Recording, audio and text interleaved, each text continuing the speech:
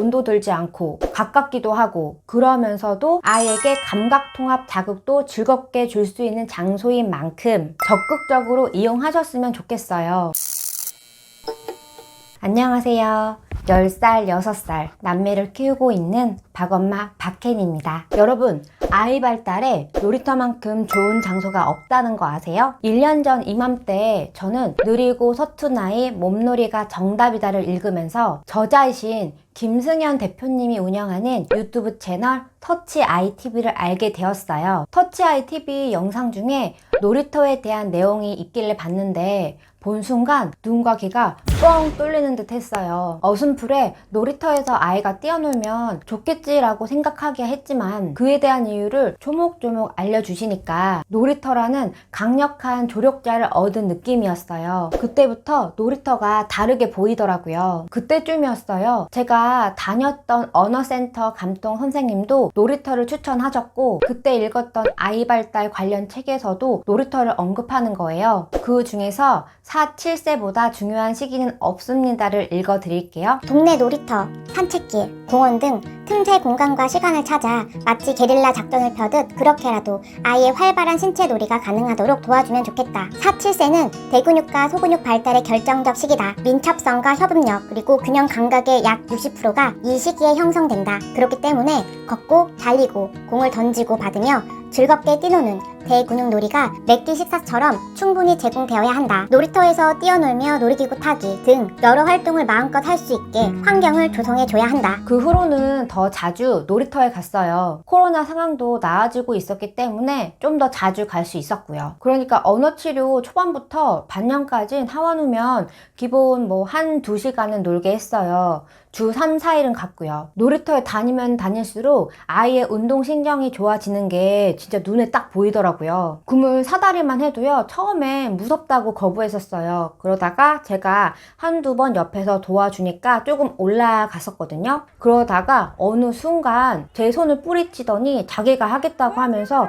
성큼성큼 올라가는 거예요. 그것도 2주가 안 돼서 확 좋아진 거기 때문에 정말 신기했고 감격이더라고요. 이거랑 비슷한 모습과 상황들이 좀 있었는데요. 저는 그때마다 생각했어요. 돈 들이지 않고도 감각 통합 치료를 할 수 있는 최고의 장소는 놀이터다 하고요. 사실 엄밀히 말하면 감통 수업 기구들이 놀이터 기구랑 비슷한 게 꽤 많잖아요. 물론 감통 수업 전문가와의 수업이 더 체계적일 수는 있겠죠. 근데 아이들이 꼭 감통실 안에 있어야 감각통합 치료가 되는 건 아니잖아요. 저는 한마디로 놀이터를 야외 감통 수업이다라고 깔끔하게 정의하고 싶어요. 심지어 놀이터는 돈도 들지 않고 가깝기도 하고 그러면서도 아이에게 감각통합 자극도 즐겁게 줄 수 있는 장소인 만큼 적극적으로 이용하셨으면 좋겠어요. 이제 날도 풀리니까 놀이터에서 많이 뛰어놀게 해주세요. 미세먼지가 너무 심한 날에는 나가서 놀진 못하겠지만 미세먼지가 덜한 날엔 나가 놀아보세요. 그럼 여기서 제가 놀이터를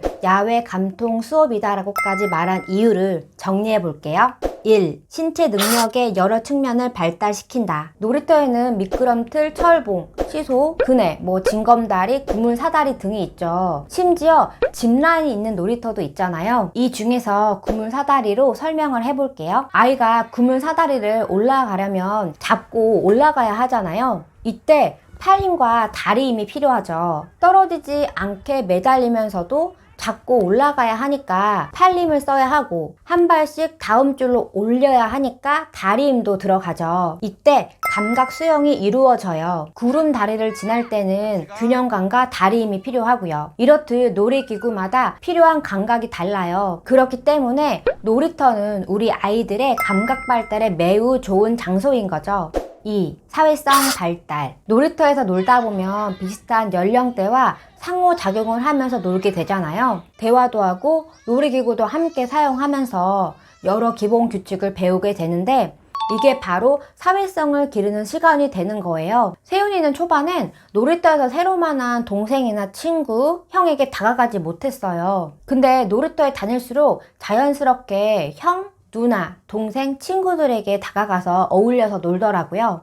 3. 모방하며 배운다. 아이가 혼자 놀 때는 익숙한 대로 움직이기 쉬워요. 근데 놀이터에서 놀다 보면 아이와는 다르게 움직이는 친구들이 보이잖아요. 아이는 그런 동작을 보면서 자극을 받고 그 친구처럼 움직여도 보고 그 친구처럼 뛰어도 보고 점프도 하면서 다양한 움직임을 새롭게 시도하게 돼요. 이러면서 감각 통합이 이루어지는 거죠. 그럼 제가 그동안 놀이터를 어떻게 활용했는지 그 팁을 알려드릴게요. 주중엔 가까운 놀이터, 주말엔 공원 놀이터. 주중엔 가까운 동네 놀이터에 갔어요. 주말엔 조금 떨어져 있는 공원 놀이터에 갔고요. 아무래도 놀이터라도 계속 같은 곳만 가면 아이가 실증을 내기 때문에 그에 대한 조치였어요. 아이 발달 면에서도 놀이터마다 놀이기구가 다르기 때문에 다른 만큼 아이에게 다양한 발달 자극을 주고 싶었고요. 2. 동네 놀이터 투어. 1번과 이어진 내용인데요. 주중에 동네 놀이터를 간다고 했잖아요. 1번에서도 말씀드린 대로 놀이터도 계속 같은 곳만 가면 애가 실증을 내잖아요. 그래서 동네 놀이터를 갈 때도 같은 곳만 가지 않고 아예 동네 놀이터 투어 한다고 생각하고 여기저기 돌아다녔어요. 다행히 저희 집 주변엔 놀이터가 여러 곳 있거든요. 그러다 보니까 5곳을 돌아가며 놀았어요. 그렇다고 매일 5곳을 돌아다닌 건 아니고요. 하루는 여기 놀이터, 다음 날은 저기 놀이터, 그 다음 날은 저기 놀이터, 뭐 이런 식으로 돌아가면서 다녔어요. 그 중엔 아이가 킥보드 타고 15분에서 20분 정도 걸리는 곳도 있었는데요. 갔어요. 아이는 하원 후에 새로운 놀이터 간다고 하니까 투정 한번 안 부리고 킥보드 찡찡 타고 가더라고요. 3번, 햇빛이 있을 때 가기. 이게 무슨 말이냐면요. 주중에 놀이터에 가려고 하면 하원하고 해 지기 전에 놀게 되잖아요. 예전엔 종종 해가 지고 나서 놀 때도 있었어요. 근데 이 내용을 알고 나서부터는 이왕이면 해가 떠 있을 때 아이가 햇볕을 받을 수 있는 3시에서 5시 사이에 가는 거예요. 제가 알게 된 내용이 뭐냐면요. 햇빛을 쬐면 세로토닌이 분비가 된대요. 이 세로토닌이 뭐냐? 수면 유도 호르몬인 멜라토닌의 재료예요. 세로토닌이 충분히 생성되어야 저녁에 멜라토닌의 분비가 원활해지면서 수면하게 된대요. 아이의 두뇌 발달은 수면과 밀접한 관련이 있다고 하더라고요. 제가 이 내용을 알게 되면서 이왕이면 해가 떠 있을 때 아이가 햇볕을 받을 수 있는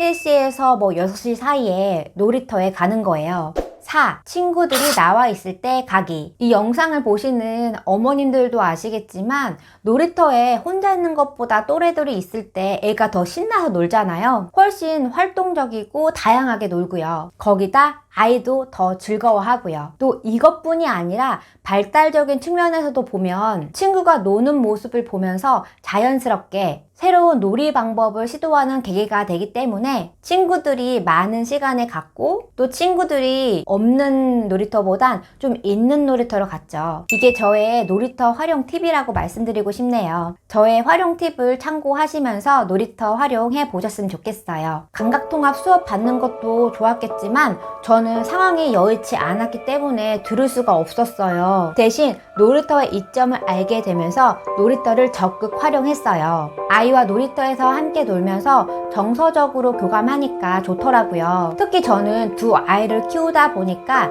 동생과 더불어 누나도 그맘때 놀이터에 함께 갔거든요. 두 아이가 정말 즐거워했어요. 또 그동안 코로나로 놀이터에 자주 갈 수 없었는데 엄마가 자주 데려가니까 얼마나 좋았겠어요. 보통 하원 후 1-2시간은 놀게 하니까 저녁도 정말 잘 먹더라고요. 우리 아이가 발달이 늦고 사회성이 부족하다면 놀이터에 나가서 뛰어놀면서 친구들하고 어울려 놀 수 있는 기회를 마련해 주시면 좋을 것 같아요. 아이 발달 측면에서도 놀이터는 정말 좋은 장소이고요. 사회성도 기를 수 있는 정말 좋은 장소이기 때문에 정말 많이 활용하셨으면 좋겠어요. 오늘 영상은 이 정도로 마무리할게요. 영상이 유익하셨다면 구독과 좋아요 그리고 댓글 부탁드릴게요. 그럼 또 봬요. 안녕. 밥엄마의 10분 서재는 언어 발달, 자녀 교육, 엄마 성장에 관한 내용을 다루는 채널이에요. 저를 응원하고 싶으시다면, 커피 한 잔 사주고 싶으시다면 구독 버튼 옆에 가입 버튼을 클릭해주세요. 영상 제작하는데 큰 힘이 됩니다. 멤버십 회원님들에겐 멤버 전용 영상, 멤버 전용 커뮤니티, 멤버 전용 설문조사, 새해 동영상 우선 시청권도 제공해요. 멤버십으로 여러분과 더 가까워지고 싶어요. 제 사생활도 알 수 있고 영상 밖 제 모습도 볼 수 있으세요. 우리 친해져요. 멤버십이 아니라도 여러분은 저의 소중한 구독자라는 거 잊지 마세요. 언제나 감사드려요. 구독과 좋아요 꾹꾹 눌러주세요. 우리 다시 만나요.